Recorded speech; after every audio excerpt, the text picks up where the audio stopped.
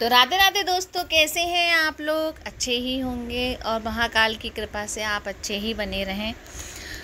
मेरी भगवान से यही प्रार्थना है कि आप सभी लोग अच्छे रहें। दोस्तों, 20 तारीख को दूसरा मंगलवार जेठ माह में जो दूसरा मंगलवार पड़ेगा वो बड़ा मंगलवार होता है।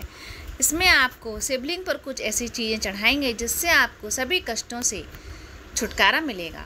बड़ा मंगलवार का दिन बहुत फलदायी माना जाता है। ये दिन भगवान हनुमान की पूजा के लिए बहुत उत्तम माना जाता है। इस दिन श्रद्धा के साथ हनुमान जी की पूजा करने से सभी मुश्किलों से छुटकारा मिलता है। बता दें कि इस साल जेठ महीने का दूसरा मंगलवार 20 मई को आ रहा है। इस दिन भगवान हनुमान की पूजा होती है। वहीं पर इस दिन भगवान शिव की पूजा का भी खास महत्व है। ऐसी मान्यता है कि दूसरे बड़े मंगलवार के दिन शिवलिंग पर कुछ विशेष चीज़ें चढ़ाने से धीरे धीरे सभी कष्टों से छुटकारा मिलने लगता है।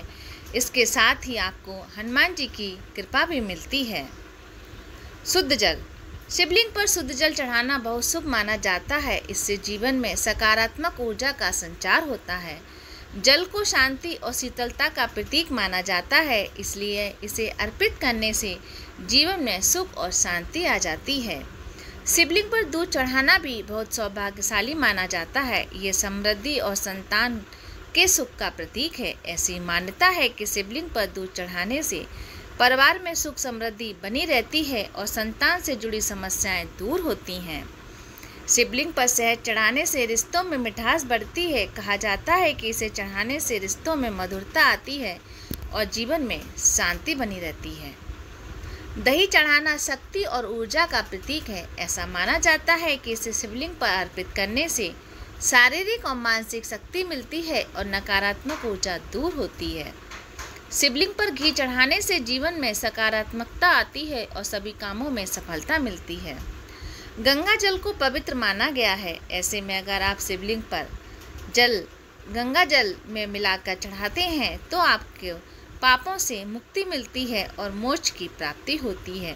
वहीं आप नर्मदा जल या महाकुंभ का जल चढ़ाते हैं तो और भी आपको लाभ मिलता है। बेलपत्र भगवान शिव को बहुत प्रिय है। कहते हैं इसे शिवलिंग पर चढ़ाने से भोलेनाथ खुश होते हैं और सभी मनोकामनाएं भी पूरी करते हैं। धतूरा भी शिवलिंग पर चढ़ाना बेहद शुभ माना जाता है।